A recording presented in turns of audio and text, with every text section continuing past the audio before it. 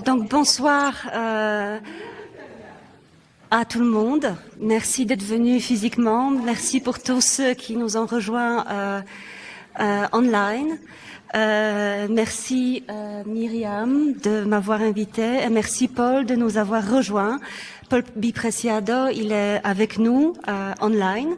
On va parler de la corporalité, à mon avis, dans la période où on vit aujourd'hui, la question de digitalité quelque part de la présence qui est médiatisée quelque part est aussi importante. Donc, merci de nous avoir rejoints malgré cette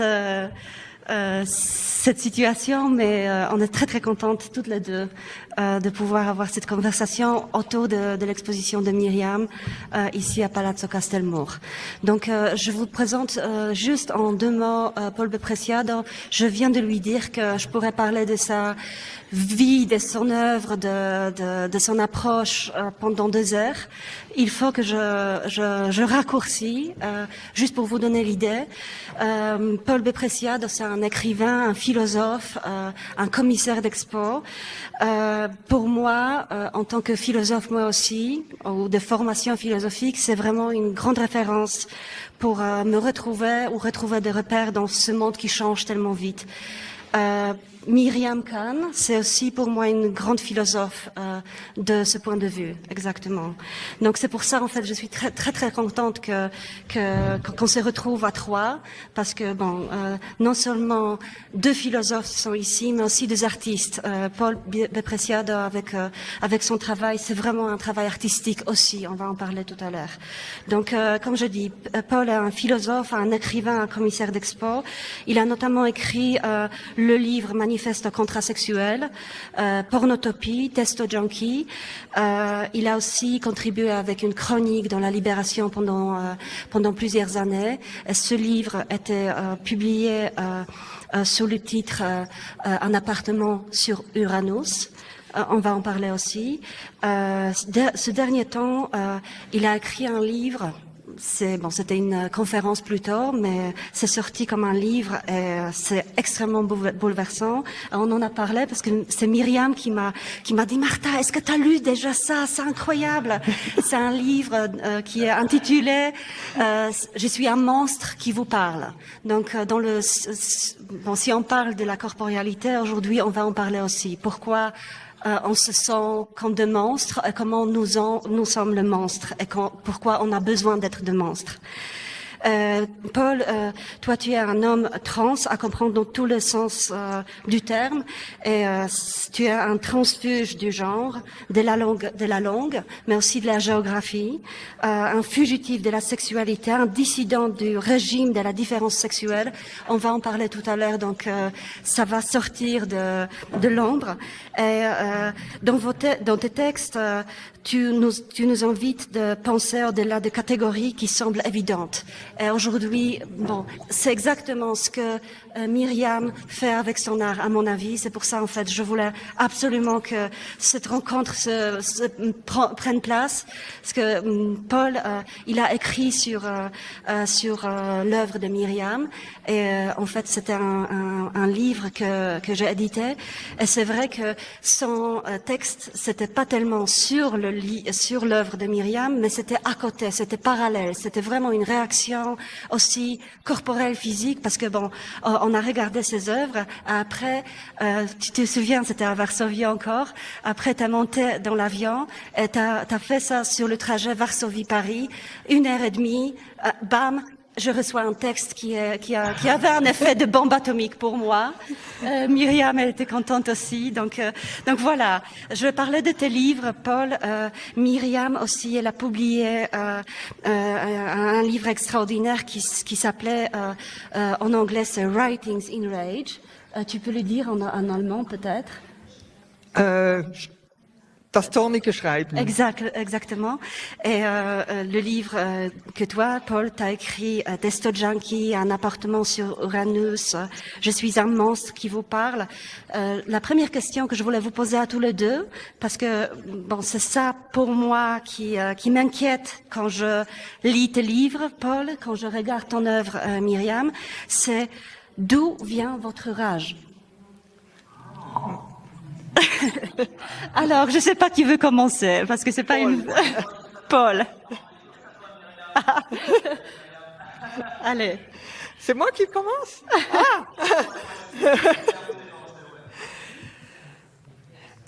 D'où vient ma rage? Je trouve que c'est normal d'avoir une rage quand on vit comme femme. C'est normal, parce que les femmes, dans tous les jours, c'est toujours encore la discrimination. Les femmes ne peuvent pas faire ci, ne peuvent pas faire ça. Et j'y croyais jamais d'ailleurs. Moi, j'ai toujours tout fait que je voulais faire, aussi corporellement, mais ma société autour m'a dit « Ah, mais il faut pas faire ci, il faut pas faire ça. Tu es pas une femme quand t'as pas de bébé, quand t'as pas d'enfant. Tu es pas une femme. Les femmes ne montent pas dans les arbres, les petites filles, disons. Les femmes ne peuvent pas être intellectuelles. Les femmes ne peuvent pas avoir des outils ou bien des instruments ou bien de faire la manœuvre, par exemple. Et là, c'est toujours des points dans chaque jour, pratiquement, où je me fâche. Et je me fâche et c'est ça le moteur qui me donne. C'est un très bon moteur là, quand on se fâche, parce qu'on peut travailler avec ça. Et corporellement, on peut aussi très bien travailler avec quand on est fâché. Merci, c'est super. Paul, qu'est-ce que tu en penses? Bon, merci. D'abord, je voulais vraiment dire bonsoir et vraiment vous dire en fait aussi à Myriam et à toi Martha, comme je suis ravi d'être avec vous, que j'aurais vraiment désiré vraiment être aujourd'hui en fait plutôt physiquement là avec vous aussi, mon corps parmi les œuvres de Myriam, parce que j'avais tellement envie aussi de voir cette expo. Mais en fait, bon, comme on parle de corps, je pense que c'est aussi important, c'est dire que le corps est vulnérable, en fait, voilà, que j'étais malade et que je ne suis pas encore super bien, super en forme. Et donc, du coup, pour moi, c'est aussi une forme une manière d'être à nouveau attentive à mon corps, parce que j'ai beaucoup travaillé sur le corps, mais je n'ai pas beaucoup prêté d'attention, en fait, parfois à mon corps physique. Donc, du coup, maintenant, mon corps s'impose, en fait, avec une nouvelle souveraineté à travers la maladie, à travers la fatigue ou autre, non? De toute façon, je voulais vraiment être là avec vous. Et donc, je suis très content de pouvoir le faire digitalement. Et en fait, bon, la question de la rage, pour moi, elle est très importante, en fait, parce que je dirais, en fait, que tout mon travail politique, les travaux d'écriture que j'ai fait, tout mon travail consiste vraiment c'est comme un travail alchimique qui consiste, en fait, à métaboliser la rage en autre chose, à transformer la rage comment on transforme la rage en énergie collective de transformation, comment on la transforme en joie, par exemple, ou quelque chose qui paraît impossible, en fait. C'est vraiment une transformation quasi impossible. Néanmoins, en fait, je dirais qu'une partie de mon processus trans, dans tous les sens, en fait, comme tu disais tout à l'heure, Martha, aussi bien du genre que sexuel, que dans les déplacements, dans la migration, dans l'écriture, consiste vraiment à transformer la rage en autre chose. Après, en fait, ma rage, je pense et je pense que c'est intéressant aussi par rapport au corps, puisque en fait, je pense que j'ai compris très tardivement pour moi, en fait, qu'est-ce qu'était la rage et comment elle s'était transformée en mon corps quelque part, en fait, comme elle était devenue, en fait, comme si mon corps était devenu vraiment un container, en fait, un enveloppe vraiment des marages, de la totalité des marages. Et en fait, je pense que la production de la rage commence par le fait que je me suis rendu compte, en fait, que j'étais les survivants de l'infanticide, en fait, du désir des morts. Mais je dirais en fait pas moi personnellement uniquement. C'est-à-dire que chacun d'entre nous, quelque part, nous sommes les survivants d'un infanticide organisé politiquement, systématiquement contre nous. C'est-à-dire en fait qui vient littéralement détruire la puissance de vie, la puissance créatrice ce que j'appelle la potentia gaudendi, en fait, la puissance des jouissances et des plaisirs totaux, en fait, qu'il y a à l'intérieur de chacun de nous, comme corps vivant, je dirais. Et donc, toute la société est organisée comme un énorme dispositif d'extraction, des captures et des destructions de cette puissance de vie. Et donc, quelque part, en fait, oui, en fait, petit à petit, est-ce que nos corps sont comme la rage fossilisée. On est comme des fossiles politiques, en fait, dans lesquels, dans chaque cellule de notre corps, en fait, on contient une énorme quantité de rage. Et après, la question, c'est quoi faire avec cette rage? Comment diraient les zapatistes, en fait, comment organiser, en fait, comment faire une gestion de la rage, quelque part, en fait.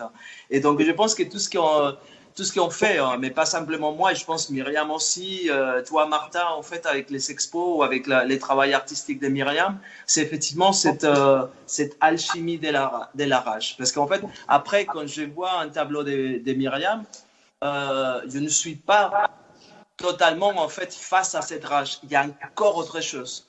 Il y a quelque chose une puissance, une énorme puissance de vie qui, malgré tout, arrive en fait à traverser la toile, en fait, les papiers, la toile, la matière, la matérialité même de l'œuvre de Myriam, et qui n'est pas uniquement de la rage. Et c'est ça qui me paraît absolument fascinant. Et qui est vraiment, que tout en travaillant en fait à partir de cette matière très douloureuse, en fait, qu'est la rage, après on arrive à faire autre chose. Je pense que c'est très beau, comme vous dites, de la rage, mais aussi de la fragilité du corps, non? C'est sorti aussi parce que bon, en tant que femme, on se sent aussi déjà assigné à certains endroits, certaines possibilités ou impossibilités. Ça a aussi à voir avec la fragilité. Je me souviens très très bien quand on est venu à Varsovie encore, on a organisé la nuit du lait noir, un rassemblement qui a duré toute la nuit, avec des discussions, des lectures poétiques, des rituels et des conférences performatives. Et ça s'est en fait passé pendant... c'est ton chien. Ça s'est en fait passé pendant le centenaire de l'indépendance de la Pologne. On a organisé un événement qui était consacré à l'art et à corporéalité, mais en même temps, à l'extérieur du bâtiment du musée, il y avait vraiment de défilés de nationalistes, de défilés de la fierté d'être polonais. Bon, c'est polonais, mais on le voit partout en fait. Donc, je me souviens très très bien comment tu as dit à ce moment-là exactement. Et maintenant, ça ressort très très bien avec ta présence online, avec la fragilité, avec la maladie de ton corps. Tu as dit la fragilité est ce qui enflamme la révolution.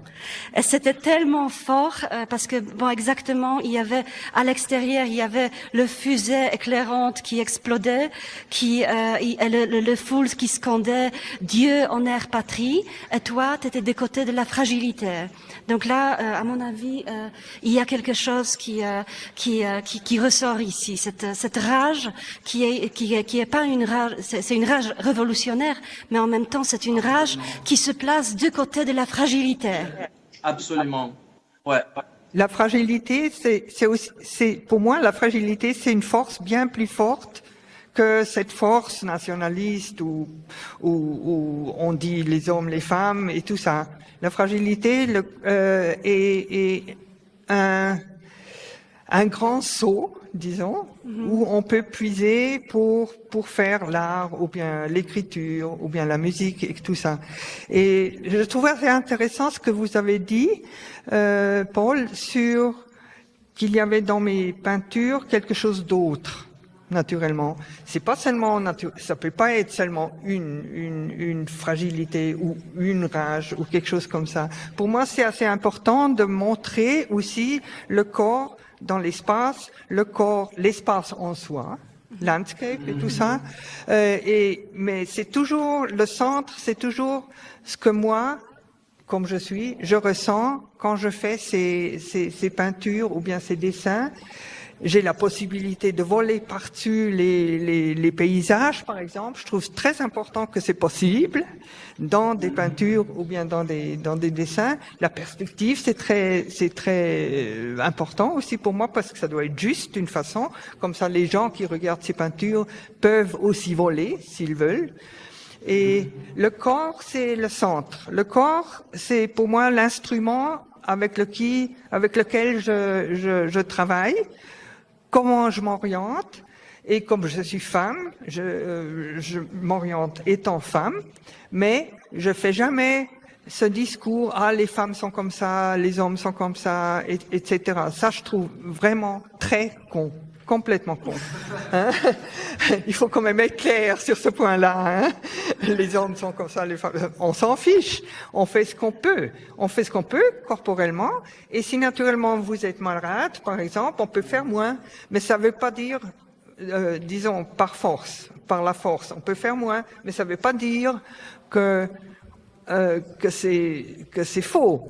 Je trouve au contraire, quand on a une maladie ou bien comme moi j'ai eu un accident, j'ai trouvé très intéressant de penser par mon corps qui fonctionnait pas. Mm-hmm. Ça donne des textes et des images super intéressants, je trouve. C'est aussi intéressant parce que exactement ce que tu dis, c'est de partir pas tellement dans tes positions dans le monde, mais de ici et maintenant, c'est-à-dire ouais. Exactement de ton corps. Et ça n'a pas d'importance si c'est un corps d'une femme, d'un homme. C'est vraiment juste un point de départ qui est un corps qui ressent, qui est fragile, qui est vulnérable, qui est fugitif quelque part. Et exactement, c'est à mon avis, c'est aussi parce que toi, Paul, ton écriture, ça vient exactement aussi de ton corps. C'est une chronique quelque part de comment tu vis et comment tu réagis. C'est la rage qui est quelque part pas décrite, mais écrite. La rage qui est écrite, mais aussi c'est la pensée qui est. Il y a un petit chien qui arrive aussi. Vous pouvez pas le voir. Il y a une petite bataille. Ah oui, c'est. Ah, il est parti. Mais ça fait rien. Je réponds un peu à sa place. Oui. Ça fait rien. Moi, je crois qu'il y a une grosse discrépance entre la nature qu'on a, ma nature et celle de la femme. Ça fait rien. J'ai essayé de répondre pour vous. Mais mon chien s'est mis à aboyer, donc ouais, non, mais par contre, j'ai bien écouté ta question, Martha, en fait. Pour moi, la question, si tu veux, en fait, si vous voulez, quand nous parlons du corps, c'est qu'en fait, nous avons l'habitude, en fait, dû au discours normatif de la modernité patriarcale et coloniale, nous avons l'habitude de penser les corps comme un objet anatomique. Vous voyez ce que je veux dire, en fait? Et je pense que ce que on essaye de faire aussi bien Myriam que moi, par exemple, dans deux travaux totalement différents, mais nous essayons en fait de démontrer que le corps n'est pas un objet anatomique, que le corps est autre chose qu'un objet anatomique. Et ça, c'est-à-dire, nous sommes en train de quelque part, c'est très fort ce que je suis en train de dire, parce que ça veut dire en fait quelque part c'est s'opposer à la métaphysique de la modernité. Et, parce que si le corps est un objet anatomique, c'est-à-dire c'est toute l'hypothèse de la modernité, aussi bien capitaliste dans laquelle le corps est simple force de production. C'est une force de production qu'il faut extraire pour le travail. Ou bien en fait le corps est pensé en tant que force de reproduction. Et à ce moment-là, vous êtes assigné effectivement à un sexe ou à une sexualité parce que vous êtes un utérus reproductif uniquement. Et donc, comme on disait Myriam tout à l'heure, en fait, si vous êtes une femme et vous savez pas, vous faites pas un usage reproductif de vos organes soi-disant reproducteurs, bah, vous n'êtes pas une femme. Vous voyez ce que je veux dire? Donc, ce qui me semble très important, en fait, c'est que les corps, une fois qu'on a nié, en fait, cette hypothèse de la modernité capitaliste, et on pourrait dire aussi coloniale, puisqu'en fait, les corps aussi, par exemple, ont été les lieux des matérialisations de l'oppression raciale. Et donc, cette assignation et cette oppression raciale s'est inscrit dans les corps par les marquages sur la peau. Donc, les corps tout entiers, la peau, qui était l'organe le plus, soi-disant, l'organe le plus large et le plus important du corps, en fait, a été marqué par, et donc marqué, mais ça veut dire aussi dépossédé et capturé, détruit par l'exercice de la colonisation. Donc, je pense que nous sommes maintenant dans un moment, un petit seconde, Myriam, nous sommes dans un moment, en fait, que j'appelle des révolutions épistémologiques, puisque, en fait, est-ce que nous avons pensé tel que les corps a été défini et pensé dans la modernité, est en train d'échanger radicalement. Mais pour moi, ce qui est important, c'est que cet changement épistémologique et politique ne peut pas être fait uniquement par la science, ne peut pas être fait uniquement, évidemment, par les marchés, mais doit être fait par tout et chacun. Et donc, quand je dis par tout et chacun, je veux dire par la force créatrice, et donc par les artistes, par les écrivains. Et c'est là que me semble que, par exemple, le travail de Myriam est exceptionnel et super important. Puisqu'en fait, pour moi, c'est pas que Myriam ne représente pas un corps qui existe, mais plutôt fabrique la possibilité d'une corporalité que nous ne sommes pas capables, en fait, encore de voir. Donc, c'est la fabrication de ces corps comme ce que j'appelle une machine révolutionnaire. Mais il faudrait dire peut-être être dans les cas de Myriam comme une chair révolutionnaire qui n'existait pas encore en tant qu'entité politique, puisqu'elle n'est pas reconnue en tant qu'entité politique, soit parce qu'elle est femme, soit parce qu'elle est migrante, soit parce qu'elle est non blanche, soit parce qu'elle est trans, soit parce qu'elle est enfant, soit parce qu'elle est violée, soit etc. etc. Donc c'est tous ces corps qui ne sont pas reconnus en tant que sujet politique, mais qui vont advenir politiquement et épistémologiquement, peut-être en fait justement dans un grand processus de transformation épistémologique. Donc c'est ça qui me semble en fait extraordinaire, par exemple dans le travail de Myriam. Et pardon qu'il était trop long. Hein. Non, ça va. Non, ça fait rien. Moi, j'ai une question. Pour moi, c'est un peu différent que vos pensées. Pour moi, la pensée est, je suis une femme, j'ai la possibilité, disons, l'anatomie. Je nie pas l'anatomie. Je ne la nie jamais.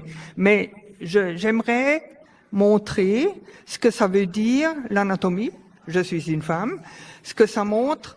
Pas seulement corporellement, pas seulement par l'anatomie, mais par la société. Et naturellement, là, il y a quelque chose in between. Moi, je peux pas dire ça tellement élégant. Non, mais laissez-moi parler un peu. Je trouve que pour moi, c'est très important de montrer d'ailleurs, ça c'est l'anatomie, on est une femme, on est un homme, on est trans, on est animal, on est tout ce qu'on peut être si on pense par l'anatomie qui se contrarie avec ce que les gens ressentent. Je ne sais pas si je peux dire ça vraiment bien, ce que les gens ressentent, ce qu'ils sont, ce qu'ils peuvent être, et la société qui veut catégoriser. Moi, je suis contre la catégorisation. Je suis pour l'anatomie, mais c'est contre la catégorisation. Bon, je le dis plus, je peux pas le dire. Mais c'est ça qui me gêne, de se montrer, ici c'est comme ça, ici c'est comme ça, ici c'est comme ça. Et ce que je trouve intéressant, comme je travaille très vite, avec mon corps, avec ma façon corporelle, ça se montre exactement cette schizophrénie entre ce que les gens veulent être, ressentent quand ils ressentent ce qu'ils sont, ce qu'ils pourraient être, et la société qui veut toujours que on ait ça et ça et ça, et puis je vois pas exactement si je peux mon français n'est pas très bien, mais c'est ça que je trouve intéressant parce que c'est différent ce que vous avez dit avant. C'est ce qui m'est très important, c'est qu'on voit que c'est tu sais, quand tout est égal, c'est l'égalité entre toutes ces possibilités. Ça, je trouve très intéressant, et je trouve qu'on peut que je peux travailler avec, mais seulement si je pense aussi l'anatomie. Alors, peut-être c'est parce qu'on s'est peut-être pas compris, parce que quand je parle d'anatomie, en fait, je parle dans un sens, si vous voulez, plus philosophique, en fait, un peu des points de vue de l'histoire de la médecine. Et je parle vous voyez ce que je veux dire? En fait, je parle de l'anatomie comme une cartographie cognitive. C'est déjà une représentation du corps. Et donc, cette anatomie-là, elle a une histoire. Et cette histoire-là, elle est très liée à l'histoire du capitalisme, à l'histoire de la pensée patriarcale, à l'histoire de la colonisation. Donc, ce que je veux dire, c'est que, en fait, il n'y a pas, l'anatomie n'est pas une objectivité.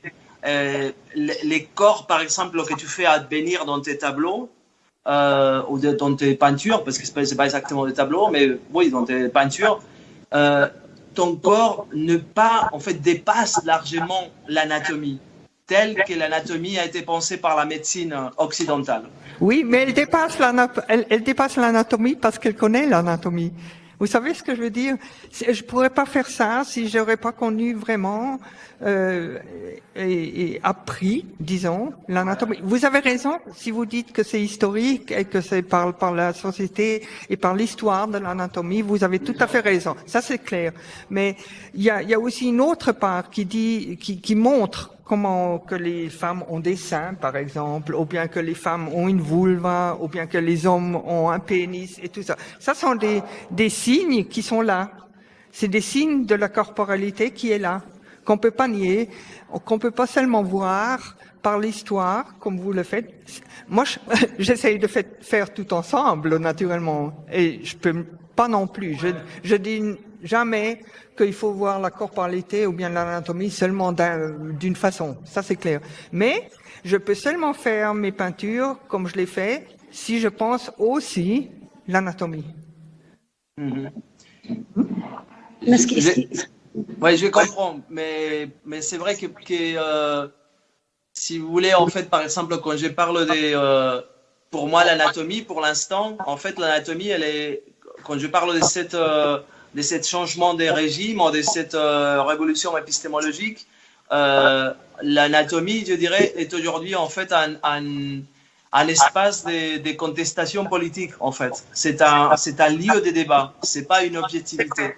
C'est-à-dire que, par exemple, quand vous parlez tout à l'heure, vous dites, ouais, il y a, je sais pas, par exemple, on pourrait dire, les trompes des Fallope, n'existaient pas jusqu'au XVIIIe siècle, par exemple, en fait.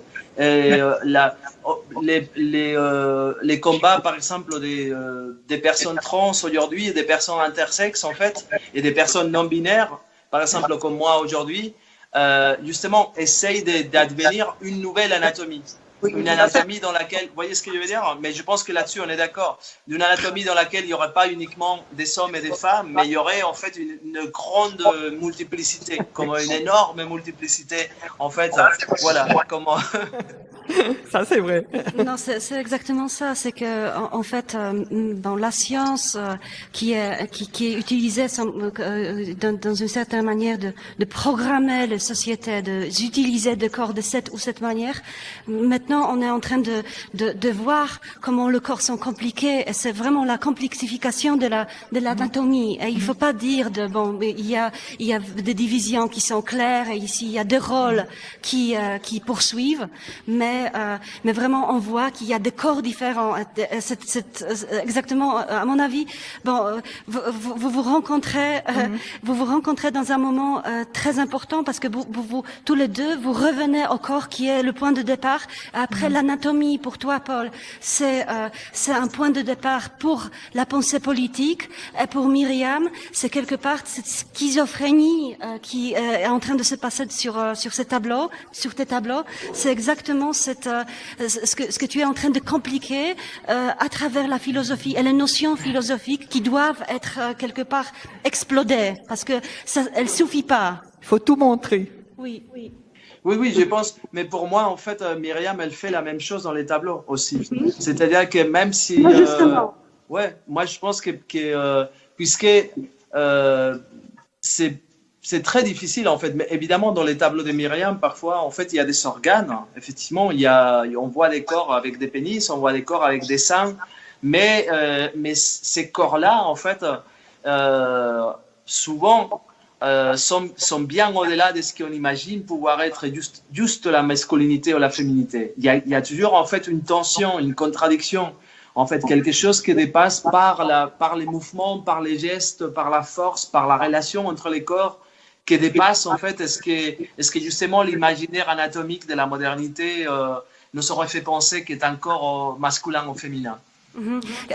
Encore une chose, parce que vous avez tous les deux parlé avec de la fabrication. En fait, Paul, toi tu le sais très bien, mais à mon avis, il faut le répéter, la philosophie, c'est de fabriquer et créer des concepts, quelque part à la Deleuzienne. Et exactement, toi, dans ta pensée, tu es en train de créer de nouveaux concepts, quelque part, et Myriam est en train de fabriquer de nouvelles représentations de corps. Justement pour moi, c'est pour ça en fait, pour moi cette rencontre elle était super importante parce que vous tous les deux, vous créez des monstres du futur quelque part. Si le monstre est quelque chose de positif, je suis d'accord. Non, je suis d'accord. Très positif parce que justement, tu te souviens de ce texte de Paul. T'as dit ça plusieurs fois, Paul. T'as dit que ton corps n'existe pas. Car il n'est pas reconnu par la société régnée par l'épistémologie de la binarité sexuelle. Est-ce que tu peux développer sur ce sujet de ton corps qui n'existe pas, d'un corps monstrueux quelque part? Je veux après poser la question à Myriam. Myriam, est-ce que ton corps existe? Je réponds maintenant ou bien je sais pas. Alors, Myriam, je vous laisse répondre d'abord et après je dirai. Je réponds d'abord? Ouais. Pour moi, il existe 100%, mais comme instrument. Comme outil. Sinon, je peux pas vraiment dire comment il existe. C'est comme ça, chaque jour, c'est le journalier, il fonctionne, je suis contente, il devient vieux. C'est moins drôle, mais le long que je peux l'utiliser comme outil ou bien comme instrument pour mon travail, ça existe par ce travail. Ça n'existe pas en soi. Là, je suis d'accord, absolument. Mais si je peux l'utiliser pour faire mon travail, et ça c'est important, c'est pour ça que je suis tellement vite dans mon travail, ça a beaucoup à faire avec ça. C'est le rythme, disons, du travail qui est mon corps comme instrument. Sinon, je m'en fiche. Hein. Il n'est pas là, normalement. Hein. Là, vous avez absolument raison. Là, je suis d'accord, hein, complètement. Et qu'est-ce que toi t'en penses, avant de passer la parole à Paul, qu'est-ce que t'en penses de cette idée de la monstruosité, c'est-à-dire de ne pas être reconnu, de traverser quelque part les normes qui nous ont été assignées? Dans ce texte-là, avec c'est un monstre qui vous parle, j'étais complètement d'accord. Là, j'étais complètement d'accord. Si quelqu'un dit que mes peintures, les gens qui sont les personnes qui sont sur les peintures sont monstrueuses, là je suis moins d'accord, parce que je trouve que c'est faux dans mon cas là.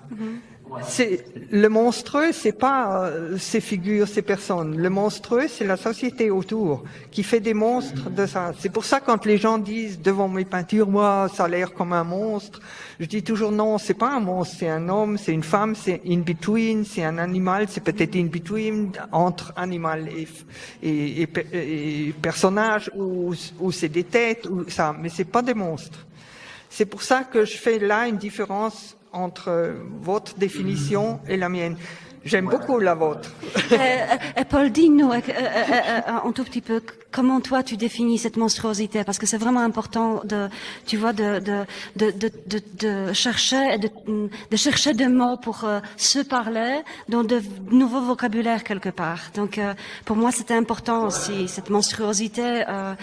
Ça vient aussi avec la nécessité de fabriquer on crée de monstres d'abord, après on s'organise avec ce monstre. Mais pour toi, cette monstruosité, c'est quoi? Pour moi, dans un sens philosophique, c'était pour moi les monstres, c'est l'effet d'un décalage entre un corps qui n'a pas d'existence politique, mais qui est un corps intense, qui a une énorme intensité vitale. Et dans ce sens-là, peut-être ce que fait Myriam, c'est pas dans ce sens-là, si vous voulez, c'est un corps qui a une énorme existence physique, mais qui n'a pas de reconnaissance politique. Et donc, cette asymétrie produit une forme de monstruosité. Cette asymétrie, précisément parce qu'il n'est pas représenté politiquement. Quand il apparaît dans la représentation, il apparaît comme un monstre. On dit, ah là là, c'est un monstre. Qu'est-ce que les gens disent devant les tableaux de Myriam? C'est, ah, ça c'est un monstre.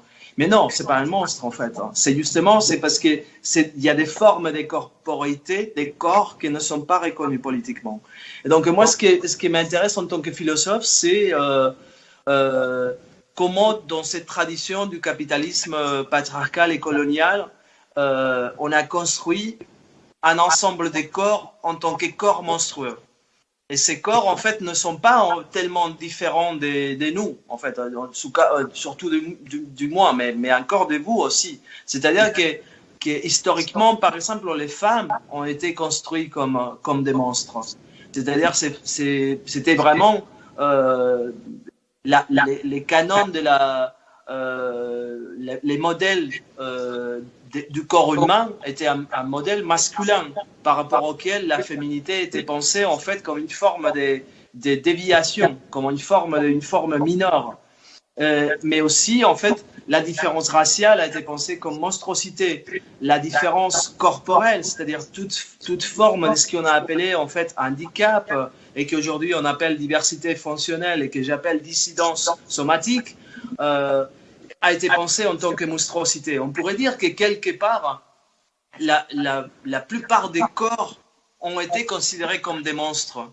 Et que par contre, en fait, il y avait que les corps masculins, blancs, un corps reproductif, un corps des pères souverains, qui étaient considérés comme les seuls corps, en fait, qui étaient reconnus comme véritables souverains politiques. Et vous voyez ce que je veux dire? Donc pour moi, il s'agit aussi d'inverser un peu notre vision habituelle de la monstruosité. La monstruosité, pas comme quelque chose de très très très rare et éloigné, mais en fait comme les monstres que nous sommes en fait. Et donc quelque part, ce qui m'intéresse moi personnellement, c'est comment à partir des mouvements de décolonisation, à partir des mouvements féministes, des mouvements des minorités sexuelles, à partir des mouvements des migrants, etc., on assiste vraiment à un véritable réveil politique des monstres. C'est comme si les monstres, en fait, tout d'un coup, prennent la parole, parce qu'il y a une chose très intéressante aussi, et on peut dire ça par rapport à la peinture et à l'écriture. Par exemple, les femmes, historiquement, même s'ils ont fait la peinture, et les femmes, même si elles ont fait l'écriture, elles n'ont pas été considérées comme des véritables sujets de la peinture ou des véritables sujets de l'écriture. C'est-à-dire que ça c'est quelque chose qui commence maintenant. Par exemple, en fait, peut-être que Myriam Kam, il y a peut-être une centaine d'années, aurait été absolument pas reconnue en tant que peintre, puisque femme. Moi-même, en fait, quand est-ce qu'une personne trans aurait eu la possibilité d'écrire et de s'exprimer publiquement? Notre parole était considérée comme une parole des personnes dysphoriques, des personnes malades mentales. Donc, c'est-à-dire, on avait un statut effectivement qui était considéré comme un statut médical ou juridique, mais on n'avait pas un statut en fait des producteurs de connaissances ou des producteurs de pratiques artistiques. Et je pense que c'est ça aussi la transformation à laquelle on assiste aujourd'hui, c'est le devenir sujet politique effectivement par ces pratiques de représentation et ces pratiques de transformation et de fabrication du monde qui sont l'écriture, la prise de parole, la peinture, le cinéma, les théâtres, enfin toute pratique artistique à travers laquelle en fait les monstres, ceux qui ont été historiquement considérés en tant que monstres, commencent à produire un savoir sur eux-mêmes, en fait. Et du coup, effectivement, à transformer aussi la représentation et ce qu'on entend par représentation ou par relation sociale. Je crois aussi que, disons, comme les femmes sont la moitié de l'humanité, mais dans l'art, ou bien comme vous dites, comme vous avez dit avant, dans l'art, elle existe seulement dans une forme corporelle réduite. Absolument. Et là, je trouve qu'on a la grande chance d'avoir beaucoup de thèmes. Nous, les femmes artistes, maintenant, aujourd'hui, contemporaines, nous avons des thèmes qu'on peut... on est bien mieux que les pauvres hommes qui ont toutes ces histoires de l'art où ils doivent se référer, les géniaux et tout ça. Nous, on a tout. On n'a pas tout ça. Moi, par exemple, je suis très intéressée dans l'art comme elle était. Ça, c'est clair. Je prends tout, je refais tout, mais il y a des thèmes qui sont pas là. Par exemple, accoucher ou quelque chose comme ça. Ça n'existe pas. Et la clitoris n'existe non plus. Et tout ça, ça donne des thèmes nouveaux et j'ai toujours l'impression que j'ai pas assez le temps de faire tout pour ça parce que c'est tellement beaucoup, c'est tellement les thèmes sont nouveaux et nous avons heureusement aujourd'hui la chance, comme vous avez dit, que moi comme artiste, je suis quand même assez connu, je peux travailler, je peux exposer, mais les thèmes sont nouveaux. Pas tous, mais les thèmes sont nouveaux. Et quand vous avez et la normalité, la so-called normalité, n'utilise pas ces thèmes, même si c'est des thèmes journaliers, même si chacun a été accouché ou quelque chose comme ça. C'est pas dans l'histoire de l'art. On voit la Vierge Marie, très belle, c'est tout super, mais j'aime beaucoup les Vierges Marie avec les petits Jésus. C'est pas le point. C'est simplement, il y a quelque chose qui n'est pas là, qui est ici dans toutes nos vies. Et il y a beaucoup de thèmes comme ça. Il y en a tellement que je suis ravie de pouvoir faire mon travail. Non, mais c'est encore une fois un point qui vous connecte tous les deux, parce que la chronique de Paul dans la Libération, c'était de non-dit, le tabou, oui, le point de vue des exclus, ça nous concerne tous. C'était juste le non-dit. Et toi, c'était aussi pareil. La vitesse dont Myriam crée ses pièces, comme s'il y avait vraiment le temps qui passait. On sent vraiment la physique du temps qui passe. Elle se précipite. Et c'était vraiment la même sensation que j'avais en lisant tes chroniques régulièrement, parce que là c'était. Mais vraiment, il faut parler de cela et après de cela. Et cet engagement, cette urgence, justement, c'est une urgence de sujets qui ont été complètement oubliés, effacés, non existantes jusque-là, et il faut juste le prendre. Vous le prenez tous les deux de manière différente. Il y a des sujets qui sont différents, mais à la fois cet intérêt dans ce qui était caché. C'est encore une fois, ça s'exprime pour Myriam sur la toile, avec de films, avec des photos, avec les écrits. Pour toi, c'est l'écriture, c'est tes expositions aussi. C'est toujours engagé aussi. C'est jamais, ça vient pas des étoiles. Donc là, à mon avis, cette réalité de votre engagement. On a parlé de partir de vos corps. Toi, ta philosophie, Paul, c'est une philosophie incarnée. La peinture de Myriam, c'est la peinture qui est complètement incarnée. Donc à mon avis, encore une fois, c'est super important. Et la question, peut-être, qui pourrait encore faire un point sur ce sujet-là, c'est pour vous, c'est quelle serait la distance entre l'art, le métaphorique et pratique politique? Alors, il faut répéter la question parce qu'on n'a pas compris la question. J'ai pas compris là. Donc la question, ça serait parce que en fait votre engagement qui s'exprime dans le texte philosophique, dans les œuvres d'art, en fait, comment ça devient et comment c'est politique pour vous? La politique, c'est quoi et comment l'approcher? C'est pas la réelle politique, comme on dit. C'est pas un politicien qui peut l'utiliser ou quelque chose comme ça. C'est la politique, elle est plus subcutane. Comment est-ce qu'on dit? Subcutane. C'est une politique subcutane qui montre aux gens qui regardent ses œuvres, ou bien qui lisent les textes de Paul, ah, ça existe aussi. Ah, c'est vrai, le corps pourrait être comme ça, par exemple. Et pourquoi ces gens-là, qui ont ces corps-là, soit comme Paul, soit comme les femmes, n'ont pas les mêmes droits? Et là, ça devient politique. C'est un peu au raccourci. J'ai fait un peu un raccourci. Je me mets pas là et je me dis, je vais faire quelque chose de politique. Ça, je fais jamais. Ça, c'est clair. Hein. Mais le politique existe dans le travail. Ça, c'est aussi très clair, et les gens qui veulent le voir peuvent le voir. Et j'espère toujours que quand les gens voient mon travail, ou bien lisent mes textes aussi, qu'ils commencent à penser, c'est comment dans la politique réelle, comment est-ce qu'on peut utiliser ce qu'on a pensé maintenant dans la politique réelle pour avoir les mêmes droits, par exemple, et tous ces trucs où je trouve ça devrait être normal, mais c'est pas normal. Hein? Alors, ouais, je suis totalement d'accord avec Myriam. Moi non plus, par exemple, en fait, je me suis pas dit, puisque ça fait très longtemps, en fait, que je fais ce que je fais maintenant, je jamais me suis dit, en fait, je vais faire de la politique. En fait, c'était absolument pas ça. Mais par contre, en fait, c'est sûr que j'avais l'impression que, en tout cas, par le langage, chaque fois que je parlais, ma parole posait une forme de dissidence. C'est-à-dire qu'elle produisait comme un tremblement. J'avais l'impression, en fait, que je ne pouvais pas parler. En fait, que chaque fois que je parlais, si je disais ce que j'ai ressenti, ce que ma manière de voir les choses, parce que je parle là de quelque chose de très enfantin. Hein. C'est-à-dire que dans ce sens-là, puisque aussi, j'ai l'impression aussi qu'on a une manière de penser la politique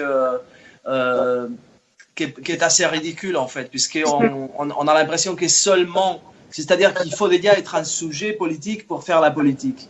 Et pour moi, c'est exactement le contraire. Pour moi, la politique, c'est les processus à travers lesquels on devient sujet. Et donc, dans ce sens-là, ce qui m'intéresse, c'est justement, c'est la politique des animaux, c'est la politique des migrants, c'est la politique des personnes trans, c'est la politique des femmes, dans la mesure où ils ne sont pas encore accédés à les statuts apparemment des politiques. C'est-à-dire que justement, ils sont peut-être même pas représentés, y compris à l'intérieur de l'horizon de représentation démocratique. Puisqu'en fait, c'est ça aussi qui est intéressant. Je pense que c'est pour ça, en fait, que quand on parle de politique, nous ne sommes pas en train de parler de la politique des partis, nous ne sommes pas en train de parler de la représentation telle qu'elle est pensée à l'intérieur de l'échiquier démocratique. Nous parlons, en fait, de ce qu'on pourrait dire avec l'expression d'Édouard Glissant, nous parlons de ce que nous pourrions appeler la politique de la relation. C'est-à-dire, en fait, comment s'est construite la relation, en fait. Qu'est-ce que ça veut dire, en fait, justement, par exemple, tout simplement, qu'est-ce que ça veut dire être vivant? Qui a le droit de vivre? Quel corps a aujourd'hui le droit de vivre? Et comment, collectivement, on décide, en fait, de la possibilité de vie ou de mort par rapport à certains corps? C'est ça qui m'intéresse, en fait, et dans une énorme continuité, je dirais, des corps vivants.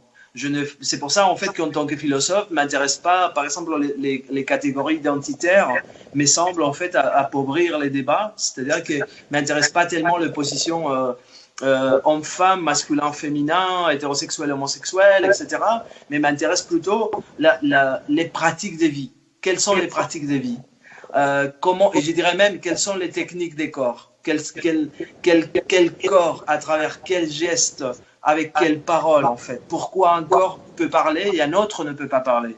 Pourquoi un corps a le droit d'être logé et un corps ne peut pas se loger?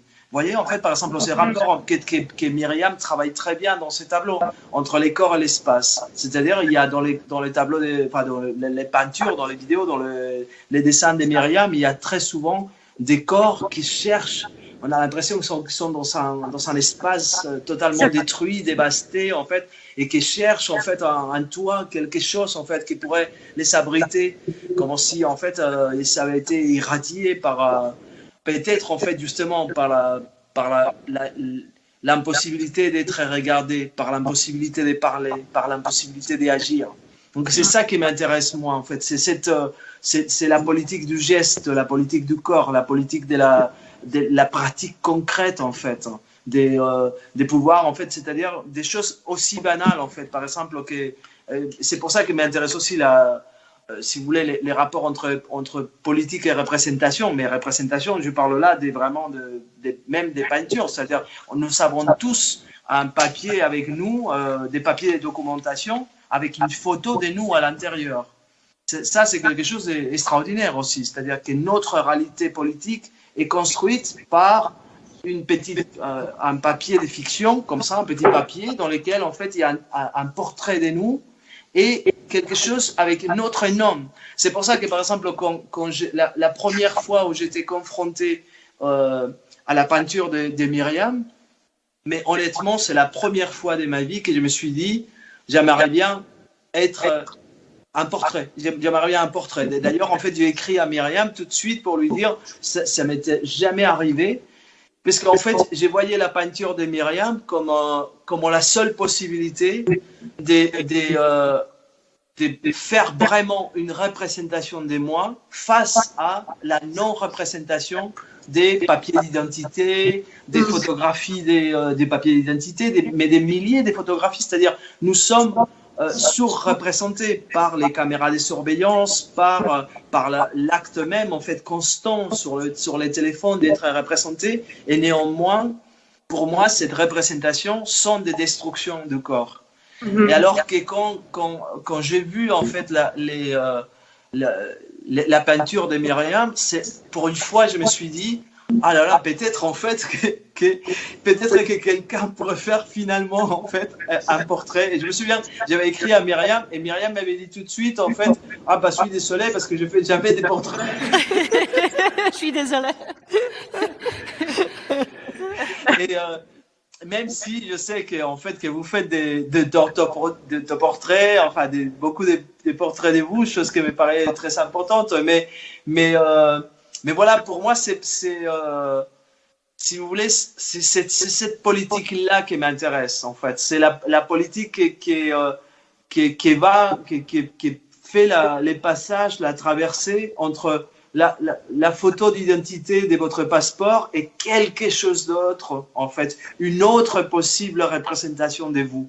En fait, comment fabriquer ça? Comment construire ça? Donc ça s'est construit de multiples manières. Hein. Ce n'est pas uniquement par la peinture, mais voilà. Quelquefois, j'utilise un titre qui est un peu ce que vous avez raconté maintenant, qui s'appelle « Ce que je vois, c'est pas ce que je sens ». Parce que c'est... Moi-même, quand j'ai pas beaucoup de specchio, comment est-ce qu'on dit, je me regarde pas beaucoup, hein. Des miroirs? De miroirs. J'ai presque pas de miroir chez moi. Je trouve pas intéressant, je le fais naturellement pour faire un peu comme ça, mais c'est tout. Et j'ai toujours l'impression que je suis une autre personne quand je regarde dans le miroir. Déjà ça, c'est bizarre. Alors, je sens pas ça que je vois. Je serais plus d'accord avec vous. Ouais, alors. Et je crois que ça, a un sens si on fait mes peintures. Hein? Moi, ce que j'adore, parce que toi, Paul, tu as parlé de portraits, ou de têtes, où toi, tu te reconnais. Pour moi, le fait que le même format, la même séquence, il y a aussi des animaux. Moi, je me retrouve dans le portrait ou des têtes des animaux. Ça, c'est vraiment, c'est exactement ce qui m'exprime, en fait. Donc, oui, c'est vrai. Donc, Myriam, elle nous produit, elle nous fabrique des miroirs quelque part qui peuvent ou sont capables de capturer quelque part la complexité de comment on se sent, comment on est, comment on n'arrive pas de se regarder le matin, le soir, ça va. Après, on change, on est constamment en mouvement. Donc là, c'est vrai que encore une pensée juste dans la continuité de ce que vous venez de dire, cette question sur la politique, c'était beaucoup plus la question exactement que probablement, je suis en train de penser, de dire en train que je le pense, mais à mon avis, c'est exactement peut-être la politique pour moi, ça serait synonyme de ne pas reconstruire, mais construire constamment quelque chose de nouveau, c'est-à-dire, tu vois, de nouvelles formes, proposer de nouvelles formes, de nouvelles manières de dire, de nouvelles, de nouvelles règles quelque part, qui sont là pour juste pour un petit instant, mais on est dans la traversée quelque part. Donc là, quelque part, cette idée de la politique, c'était pas juste d'imaginer des hommes politiques, parce que ça nous intéresse pas. C'est pas effectif non plus. Ce qui est effectif, et c'est pour ça on travaille dans le domaine de l'art, parce que c'est là l'invention, c'est là où on peut proposer des utopies pour le futur, en fait. Ouais, bah oui, je suis totalement d'accord avec toi, Martha. Je dirais en fait, c'est comme la fabrication collective de la réalité. Parce que c'est ça qui, par contre, qui me semble la clé, c'est qu'effectivement, c'est la construction et pas la répétition, mais cette construction, elle est collective. Et c'est là toute la complexité est là. C'est-à-dire puisqu'en plus nous avons parlé beaucoup du corps aujourd'hui et que nous savons, et c'est encore un héritage erroné, métaphysiquement erroné en fait, de penser les corps comme un corps autonome, comme un corps individuel, comme un corps séparé, puisque le corps est en relation, ne peut qu'être en relation en fait. Voilà, donc par définition, puisque comme être vivant ne peut être que dans la relation. Mais effectivement, ça fait que cette construction de la réalité, combien même elle doit être constamment inventée, elle doit être forcément aussi collectivement partagée. Et c'est ça la question, toute la complexité est là.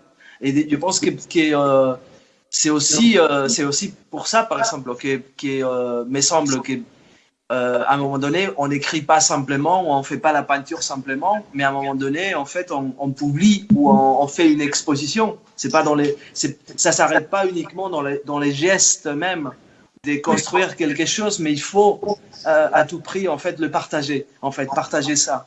Et essayer de, quelque part, en fait, comme tu disais tout à l'heure, en fait, on peut se regarder dans la peinture de Myriam, où en tant qu'écrivain, idéalement, en fait, on aspire à qu'une autre personne pourrait parler la langue, en fait, qu'on invente quelque part. C'est-à-dire qu'en fait, c'est pas simplement un monologue ou c'est pas simplement un geste corporel individuel. Ouais. Non, mais c'est exactement. En fait, il y a quelques mois, juste avant la deuxième vague de la pandémie, je préparais une exposition au Kunstmuseum Bern. Et je pouvais pas l'ouvrir. Vous savez, les œuvres étaient accrochées. Moi, j'étais prête pour avoir la conversation avec le public et ça se faisait pas. Donc là, c'était une expérience la plus difficile que j'ai vécue en tant que commissaire, de ne pas pouvoir sortir et en parler. Parce qu'en fait, les œuvres était là, mais elle était vraiment, elle pouvait pas parler. Je pouvais pas non plus parler. Donc là, c'était exactement ce que tu es en train de dire quelque part, que on a cette relation de poser des questions, de se poser des questions, de se critiquer, d'aller plus loin, de compliquer et de poser d'autres questions. C'est comme toi, Myriam, tu dis, il y a tellement de sujets et tu veux vraiment aussi, je pouvais pas passer à l'autre sujet parce que celui-ci, elle n'était pas digéré quelque part.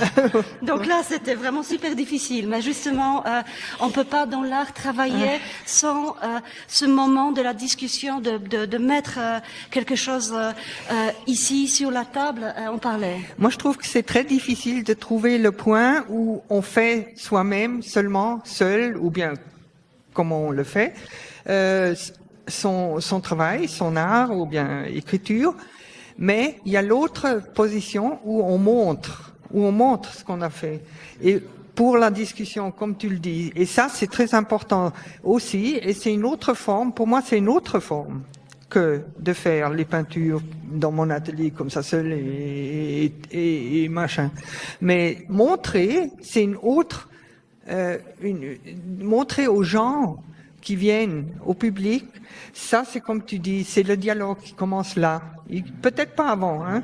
Là, je crois pas. Je crois plutôt qu'avant, je suis comme ça concentré sur mon travail. C'est ma façon de voir le monde, de voir des gens, de voir les animaux et comme ça. Mais ça sert à rien si on peut pas le montrer. Et c'est là l'exposition, c'est ça, de montrer et puis d'avoir des discussions et de tester si c'est vraiment nouveau ce que je fais là, mes pensées, ou bien si c'est old school, hein?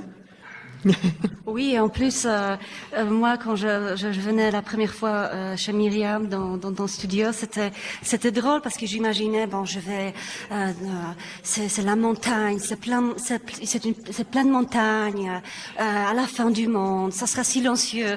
Et là, je saute, c'est un tourbillon. Je me sentais comme à Paris. C'était vraiment bon. On parlait de tout. Il y avait des choses qui se passaient. Myriam, il s'intéresse à tout. Il y a plein de livres.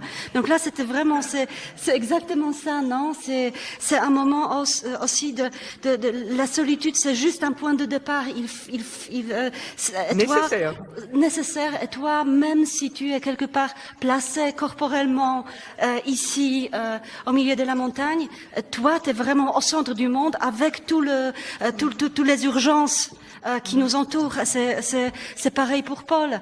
Toi, maintenant, avec ton corps qui est malade, tu peux pas être avec nous, tu peux pas voyager, mais t'es là, tu vois, tu arrives, tu te connectes, tu partages avec la générosité ton temps, donc vraiment c'est intéressant. De toute façon, j'ai très envie de venir parce que, enfin bref, je préférais être là physiquement avec vous et l'expérience de l'exposition et de voir les peintures de Myriam, ça me manque terriblement. Donc ouais. Mais je viendrai à Paris là.